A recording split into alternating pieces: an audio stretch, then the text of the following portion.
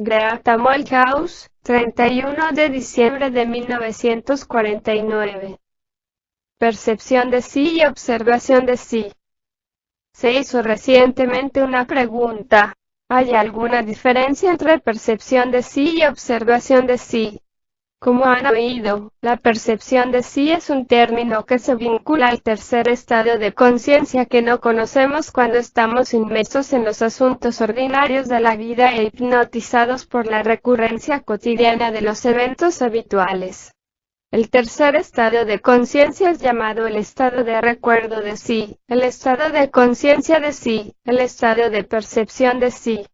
Todas estas palabras se aplican en su propia manera a la calidad y al logro del tercer estado de conciencia que, aunque hemos nacido poseyéndolo por derecho propio, lo hemos abandonado debido al hecho de crecer entre gentes que están dormidas, es decir, gentes que no se recuerdan a sí mismas y que en realidad gozan de estar en los estados más bajos de las emociones negativas, de la autoconmiseración, de la identificación y las preocupaciones. Le resulta de ello, el logro del tercer estado de conciencia, es decir, el estado de recuerdo de sí, de conciencia de sí, de percepción de sí, está en un nivel por encima de nosotros, al que solo podemos llegar por cierta clase de esfuerzos. Todos los esfuerzos de trabajo están encaminados a recuperar este nivel de conciencia llamado el tercer estado de conciencia. Si la humanidad estuviera en este estado de conciencia, todas las guerras cesarían enseguida.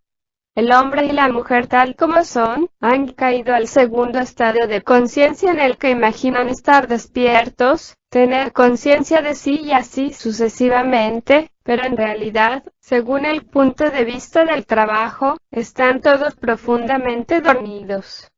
Por esta razón el hombre no consigue ayuda dentro de sí mismo. Empero esta ayuda existe en él, si pudiera prestarle atención. Hay en nosotros centros de un orden mucho más elevado que los que conocemos habitualmente. Pero cabe destacar que solo podemos comunicarnos con ellos en el tercer estado de conciencia, no pueden alcanzarnos en el segundo estado de conciencia en el cual pasamos nuestra vida corriente, y al que caracteriza la ilusión de estar plenamente despierto, y siempre actuar y hablar conscientemente, y siempre saber exactamente lo que se está haciendo. Hemos de despertar de esta ilusión por medio de la autoobservación. Durante muchos años debemos observar que no somos conscientes de lo que hacemos o decimos, que estamos siempre en un estado de continua identificación con todas las cosas, que carecemos de un sentimiento interior permanente de nosotros mismos, y reaccionamos mecánicamente a los efectos que nos producen los sucesos de la vida. Reaccionamos. No actuamos. Somos mecánicos, no conscientes. El trabajo, así como toda la enseñanza esotérica, afirma con énfasis: el hombre está dormido y debe intentar despertar de ese estado de sueño. Si no lo hace, él no tiene importancia alguna. Un hombre que vive y muere en un estado de sueño, no ha comprendido en absoluto cuál es la cosa más importante por la cual ha de luchar. Si por medio de la observación de sí se empieza a entender que se está dormido y no despierto, al tratar de ascender a un nivel más elevado de conciencia, se aprende mucho sobre la idea general de los niveles que son la parte principal de la enseñanza que estudiamos aquí. Tratamos de encontrar otros niveles de nosotros mismos. Buscamos un comportamiento más consciente por medio de la observación de sí.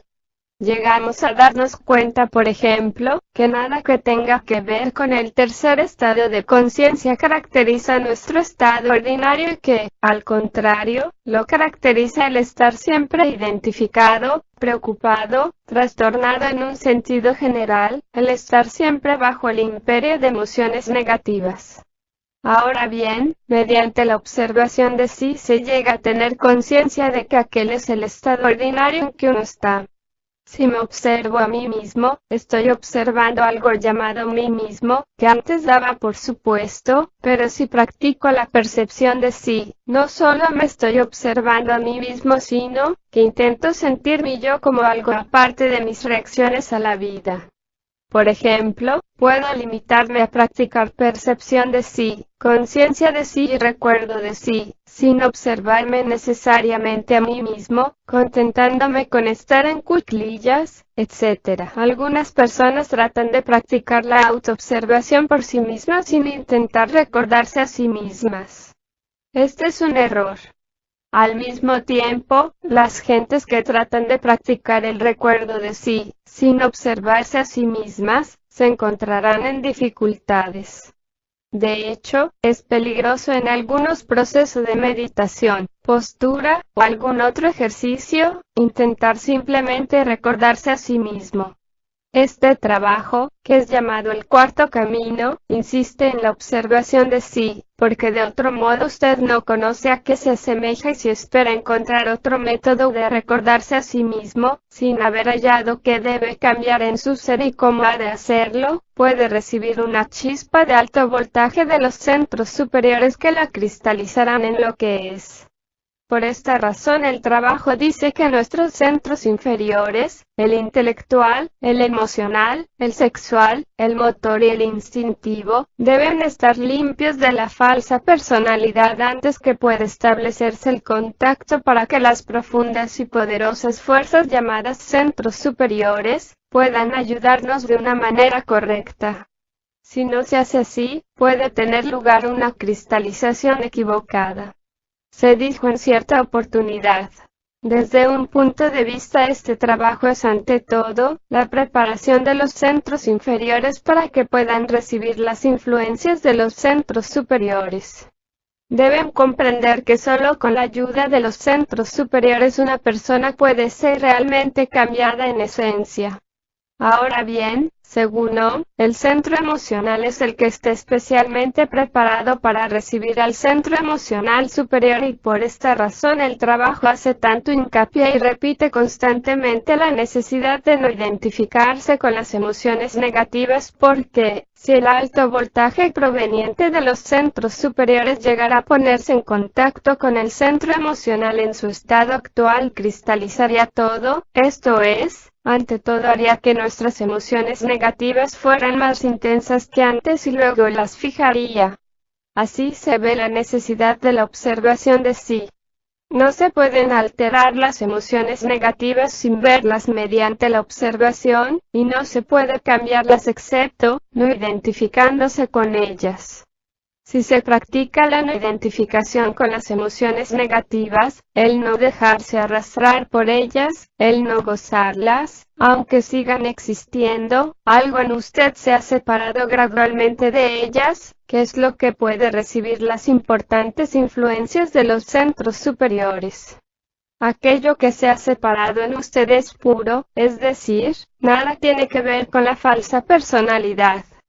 Entonces el centro emocional experimentará un cambio gracias a esa separación, y será tocado con un fino sabor interior antes que las terrenales emociones negativas se retiren por completo, y aparezca una nueva serie de emociones mucho más excelentes y encantadoras, que las fáciles emociones de los estados negativos que satisfacen a la gente a todo lo largo del día, hecho que las hace pertenecer al mundo de la humanidad dormida y mecánica. Así comprende usted que todo este trabajo se ocupa de que usted sea más consciente. Los hombres y las mujeres que no tratan de ser conscientes son mecánicos.